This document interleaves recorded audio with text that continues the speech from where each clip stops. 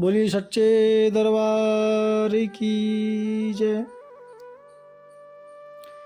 दधानां करपद्माभ्याम् अक्षमालां कमण्डलुं देवी प्रसीदतु मह्यं ब्रह्मचारिण्यरुत्तमा। भक्तों, आज नवरात्रि का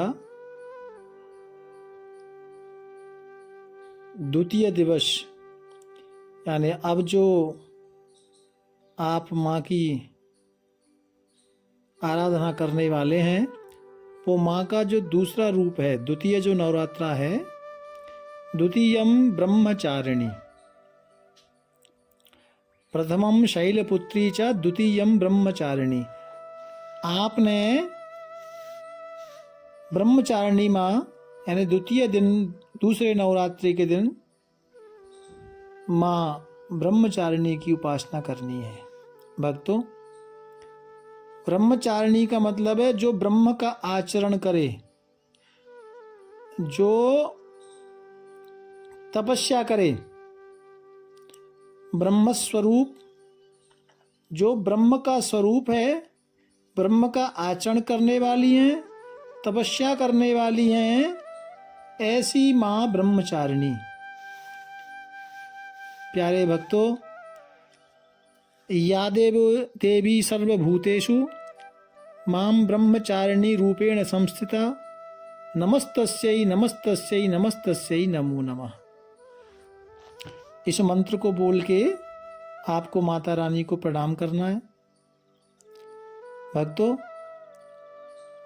माता ने भगवान शंकर को प्राप्त करने के लिए अत्यंत तपस्या की थी और जो माता पार्वती थी वही भक्तों ब्रह्मचारिणी दूसरा नाम है। और इतनी घोर तपस्या की माँ ने, वही माता पार्वती का दूसरा नाम ब्रह्मचारिणी कहलाता है। भक्तों, आप समझ लेना। इनका स्वरूप कैसा है, दर्शन करें। माँ का स्वरूप दाएं हाथ में माला है और बाएं हाथ में कमंडलू धारण किया है।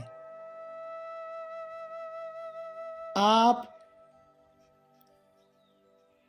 कोई भी तप कर रहे हैं और कोई भी परिश्रम कर रहे हैं,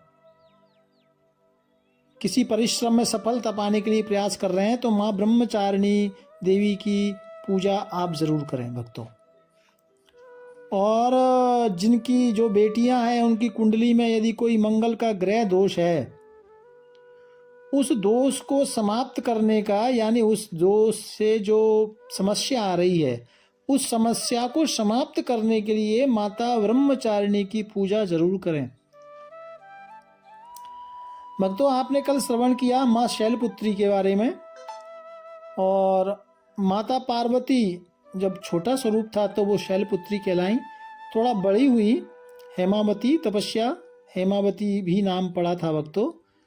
और नारद जी के कहने से फिर जब तप किया वही ब्रह्मचारिणी माँ कहलाई है। भक्तों, मैं आपको ये सूक्ष्म बता रहा हूँ। शंकर जी को पति रूप में प्राप्त करने के लिए माता ने घनघोर तपस्या की, घनघोर तपस्या की। उसी से माता का नाम ब्रह्मचारिणी पड़ गया। और इतनी 1000 वर्षों तक तो केवल माँ ने फल खाए और कई वर्षों तक जल पिया, कई वर्षों तक उपवास किया और कई वर्षों तक भक्तों सूखे पत्तों का सेवन किया। इसलिए एक ये माँ का नाम अपर्णा भी पड़ा, सूखे पत्तों का। और कई वर्षों तक माँ ने निर्जल यानी बिना पानी, जल भी ग्रहण नहीं किया, तपस्या की थी। सभी देवी देवता माँ ब्रह्मचारिणी की तपस्या देखकर चकित हो रहे थे। सबने स्तुति की और माँ की इतनी कठिन तपस्या देवता कहने लगे हमने आज तक इतनी तपस्या न की है, न किसी को देखा है।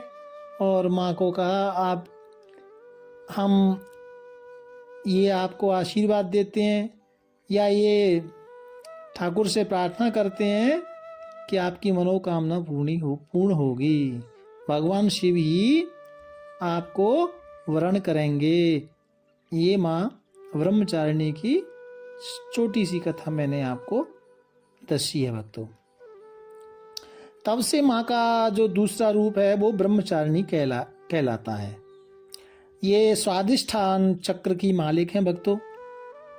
माता ब्रह्मचारिणी की पूजा करने से आत्मबल बढ़ता है, शांति मिलती है, समाज में प्रतिष्ठा बढ़ती है भक्तों।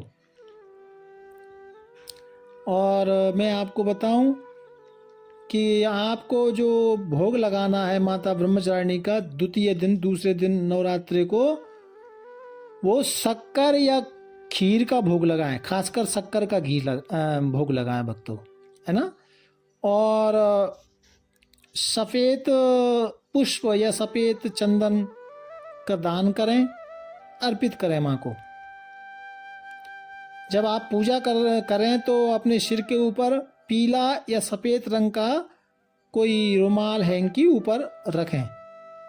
और जो आपको माँ का मंत्र जाप करना है भक्तों, वो है ओम ऐं ब्रह्मचारिणे नमः। इस मंत्र का आपने जाप करना है 11 बार, 21 बार, 108 बार, आपकी जितनी इच्छा हो, श्रद्धा हो। और भक्तों, आज के दिन के लिए मैं आपको विशेष एक बस बता रहा हूँ बात। चांदी की वस्तु अपने जो आपने घर में माता रानी पधराई हैं, वहाँ चांदी की वस्तु माता को अर्पण करें, बाद में आप उसे धारण कर लेना। ऐसा आप ज़रूर करना, खासकर माताएं लोग, तो मन में शांति आएगी, घर में शांति आएगी और आपके घर में घर का जो चंद्रमा है वो भी प्रसन्न होगा, है ना, बरकत बढ़ेगी, मतलब ये है इसका अर्थ। और प्यारे भक्तों, कोई शिक्षा के लिए कुछ करना चाहता है तो आज के दिन माता रानी को सफ़ेद रंग के पुष्प जरूर अर्पण करें। ये मैंने कुछ आपको उपाय बताए हैं और माँ का मंत्र मैंने आपको बताया है। और माँ ब्रह्मचारिणी के श्री चरणों में प्रणाम करते हुए वाणी को विराम देता हूँ। जय माता दी।